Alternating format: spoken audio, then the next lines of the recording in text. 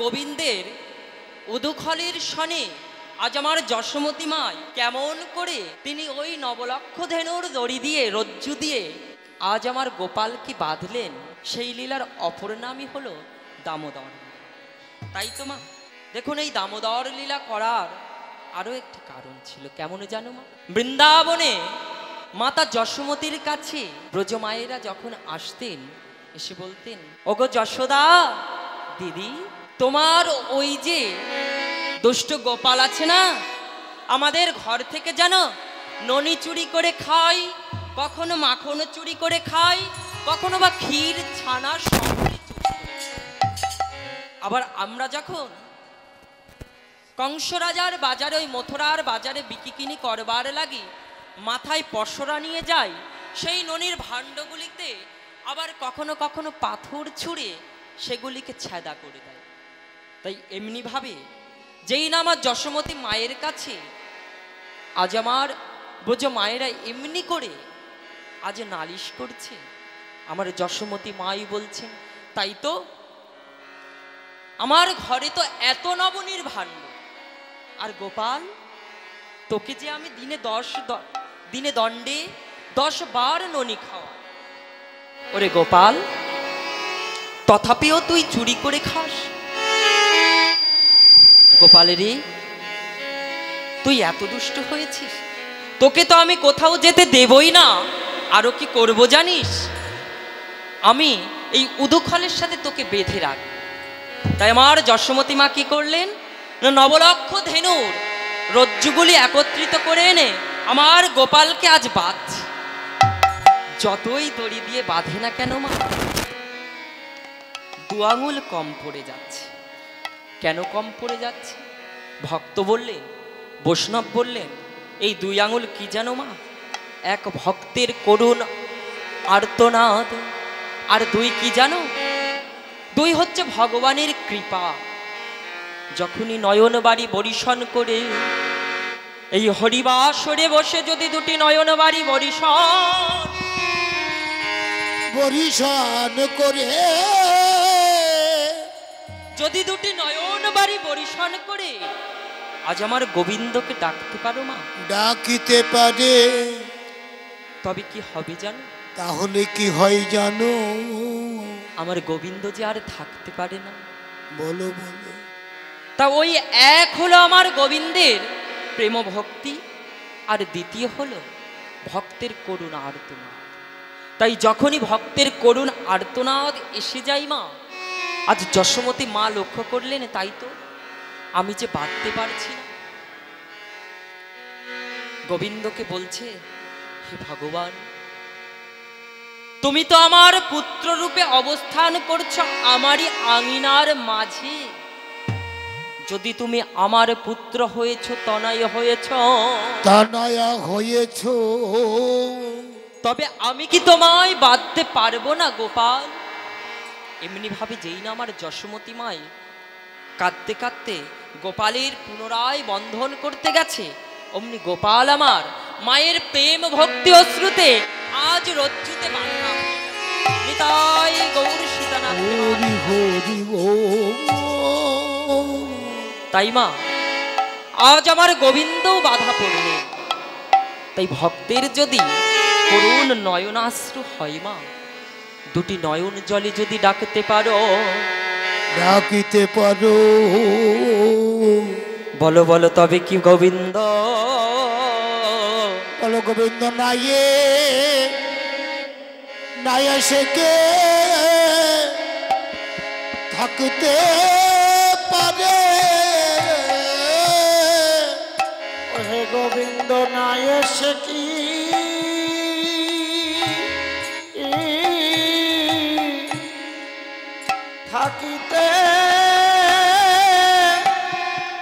থাকিতে পারে? বলো বলো বলি নাই এসে কে থাকতে পারে? বলো বলো সে যে নাই সে কি থাকিতে পারে? একবার ডাকার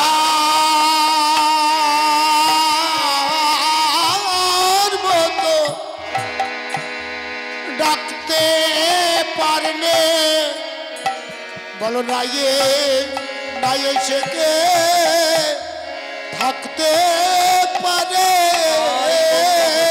যদি তার ডাকার মতো ডাকিতে পারো সে যে নাই এসে কি থাকিতে পারে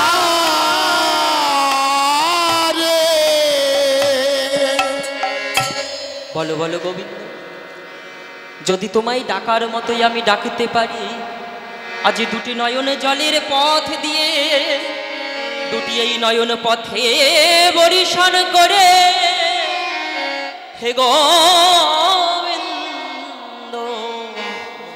তবে কি তুমি না এসে থাকতে থাকিতে পারো? হে গোবিন্দ বলো, তুমি কি না এসে থাকতে পারো?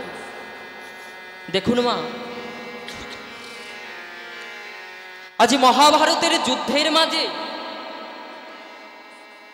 যুদ্ধ শেষ, আর এই যুদ্ধ শেষে আমার গোবিন্দ যুধিষ্ঠির মহারাজকে ওই হস্তিনাপুরের যেই না রাজত্বে রাজ সিংহাসনে বসিয়েছে, আর এদিকে মাতা কুন্তির কাছে এসে বলছেন, পিসিমা ও পিসিমা,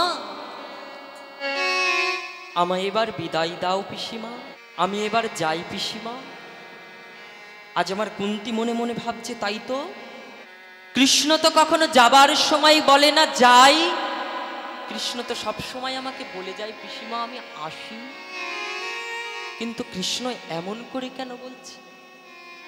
গোবিন্দকে বলছে, কৃষ্ণ, কুন্তি ডেকে ডেকে বলছে, ওরে কৃষ্ণ রে বাবা, তুই যাই বলছিস কেন? বল বাবা আসি। হ্যাঁ পিসিমা, আমি এবার যাই, আমার যে সকল কর্ম ফুরিয়ে গেছে, তোমার পঞ্চপুত্রকে ওই হস্তিনাপুরের রাজ সিংহাসনে বসিয়েছি, তুমি হয়েছ রাজমাতা। আজ আমার কুন্তি বলছে, হে গোবিন্দ, তুই তো চলে যাচ্ছিস বাবা, তবে তো চলেই যাবি, তবে যাবার সময় আমায় একটি বর দিয়ে যেতে পারিস বাবা। এই অভাগিনী মায়ের দুটি এই আঁচলটা পেতে দিলাম, কৃষ্ণ রে, দিতে যদি চাস তবে এই আঁচল ভরে তোর এই অভাগিনী মাকে আরো দুঃখ দিয়ে যা। কেন জানিস, যতদিন আমাদের দুঃখ ছিল, আমাদের এই রাজ ঐশ্বর্য ছিল না, ওরে কৃষ্ণ, ততদিন যে আমাদের তুই সঙ্গ ছাড়া করিসনি, আমাদের যে সঙ্গ হারা করিসনি, তোর এই কৃষ্ণ, তোর এই সুখ ঐশ্বর্য রাজ ঐশ্বর্য সকলে তুই নিয়ে যা বাবা, আমাদের আবার পুনরায় ওই পথের কাঙাল করে দে। তাই মা, ভক্তচরণে নিবেদন, যদি কেউ ওই কাঙাল হয়ে আমার গোবিন্দকে ডাকতে পারো, ডাকিতে পারো, বলো বলো গোবিন্দ নাই সে কি থাকতে পারে? নাই এসে কে থাকতে পারে? যদি ডাকার মতো ডাকতে পারো, নাই সে কি থাকতে পারে? যদি ডাকার ডাকতে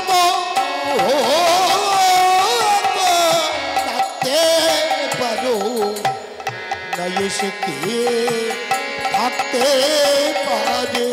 হা গোবিন্দ তোমার গোলাম বলে যেন ডাকার মতো ডাকতে পারো। বদন বলে ডাকো সবাই বলে হা গোবিন্দ তোমার গোলাম বলে ডাকার মতো ডাকতে পারো। হা গোবিন্দ তোমার গোলাম বলে ডাকার মতো ডাকতে হা পারো। গোবিন্দ তোমার গোলাম বলে ডাকার মতো ডাকিতে পারিলে, জয় গৌর হরি বল। ডাকার মতো ডাকিতে পারিলে থাকিতে পারে। তাই আমার সেই গোবিন্দ আজি রাধা কৃষ্ণ দুহুতনু একই আত্মা দুহুরু অনন্য বিলাসের উপর আস্বাদন লাগে। দুটো দেহ কিন্তু আত্মা এক। সেই দুই মিলে এবার হলেন চৈতন্য গোসাই। চৈতন্য গোসাই আবার রাধার ভাবকা রাধার ভাব রসই আস্বাদিতে হলেন কোঠা। সেই গৌর হরি আমার আজ নদিয়ার মাঝে এসে কতই না মধুর মধুর লীলা করছে। সেই পুরাবের ভাব অর্থাৎ আজ আমার গৌর হরি বৃন্দাবনের ভাবে ভাবিত হয়ে কি বলছেন জানেন মা? দেখো দেখো আমার রঙ্গের ঘাটে আজ আমারও চৈতন্যের ঘাটে আজ আদান খেয়ে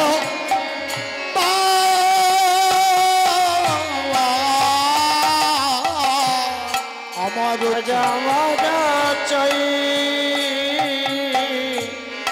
চৈতন্যের ঘাটে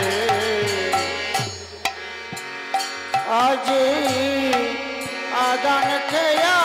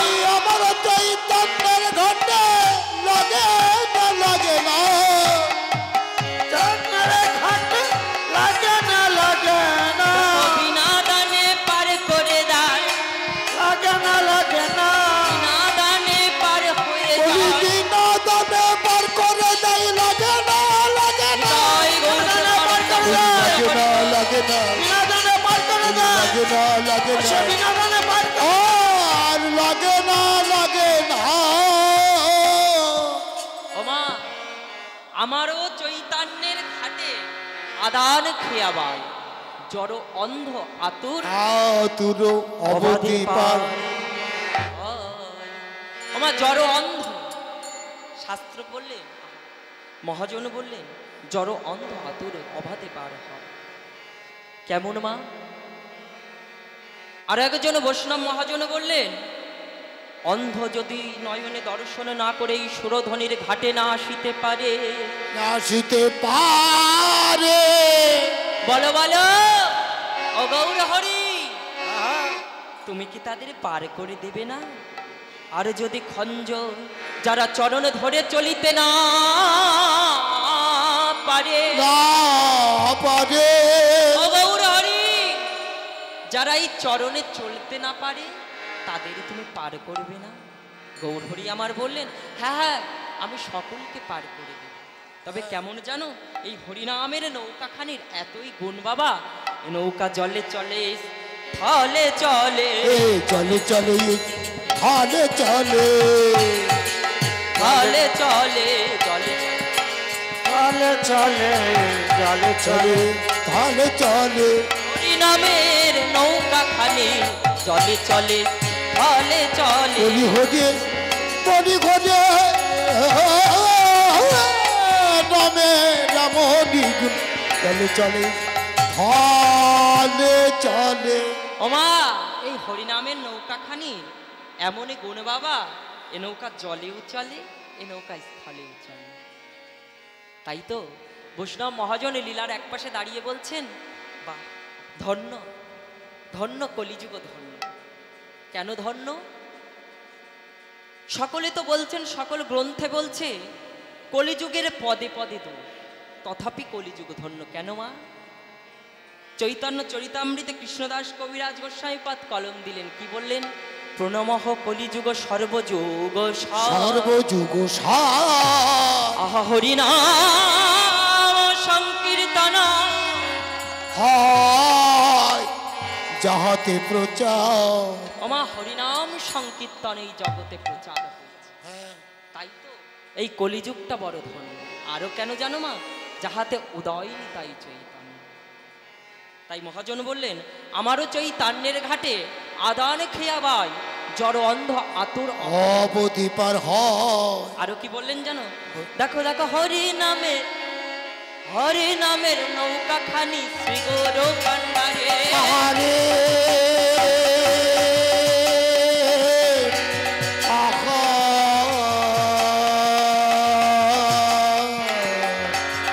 আহা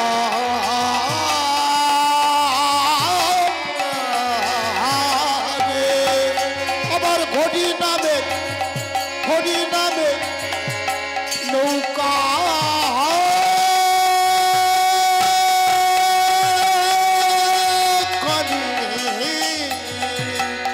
আবার শ্রী গুরু কান্ডারি গো, শ্রী গুরু কান্ডারি আমার সংকীর্তনের কেরয়ালে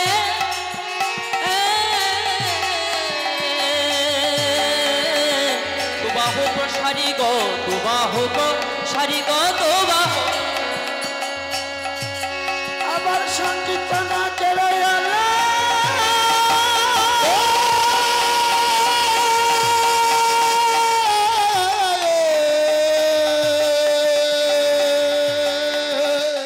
তুবাহু প্রচারি গো, তুবাহু প্রচারি গো, তুবাহু প্রচারি ডাকলে হলো রে, ডাকিলে হলো রে, এবার ডাকলে হলো রে, ডাকিলে হলো রে, ওই অকপটে চরল প্রাণে ডাকলে হলো রে। জগতে চরণ বলি পার করো বলে জয় গৌরানন্দ হরি বল হরি বল। আমার হরি বলে, পার করো বলে, আমার হরি বলে, পার করো বলে ডাকিলে হলো রে। ওমা হরিনামের তরিখানি শ্রীগুরু কান্ডারি সংকীর্তনের কেরোয়ালে দুবাহু প্রসারী। আজি গৌর হরি আমার স্বর্ণদণ্ড স্বরূপ দুটি বাহুকে উত্তোলন করে বলছেন ওরে কলির স্বরূপ ভোলা জীব, তোরা তো আর অমন করে মোহঘুমে ঘুমাইয়ে থাকিস না। ওরে কলির স্বরূপ ভোলা জীব, তোরা আর অমন করে মায়ার বালিশ মাথায় দিয়া শয়ন করে থাকিস না। এবার অপ্রকটে সরল প্রাণে ডাক রে। তাই তো মহাজন দূর থেকে দর্শন করে কি বললেন জানেন মা? এই গৌর হরির লীলারূপ লাবণ্য দর্শন করে বললেন এবারে ডাকলে হলো রে, ডাকলে আবার ডাকলে হলো রে, ডাকলে হলো রে, অকুল প্রাণে সকপটে ডাকলে হলো রে, আকুল প্রাণে পটে ডাকিলে হলো রে। ওমা আকুল প্রাণে অকপটে, আকপটে মানে কি মা? সরল প্রাণে। সরল প্রাণে যদি আমার গৌরাঙ্গকে নিতাই গৌরকে ডাকা যায় মা, তারা যে আমাদেরকে কৃপা করতে অবশ্যই আসবেন। আজ নদীয়ার মাঝে আমার গৌর হরি সেই রূপ কৃপাবারই বরিশন করছেন। আর কি বললেন জানেন মা?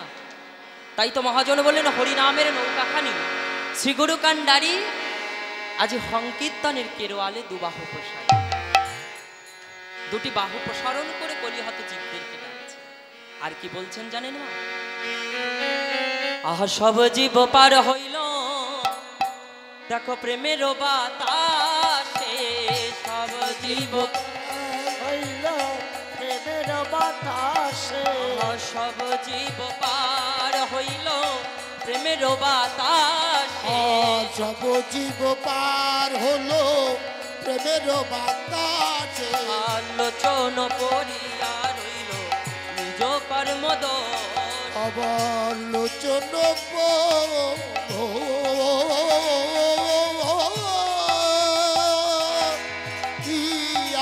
রইল নিজ কর্মদোষ। বলে আমার হলো না হলো না হলো না হলো না হলো না হলো না হলো না, আর সব জীব পার হইল আমার হলো না হলো না, আর সকলে পার হয়ে গেল হলো না হলো না। লোচন দাসতে ফলে হলো না হলো না তাই গৌর প্রেমানন্দ হরি বল হরি বল। হলো না হলো না হলো না হলো না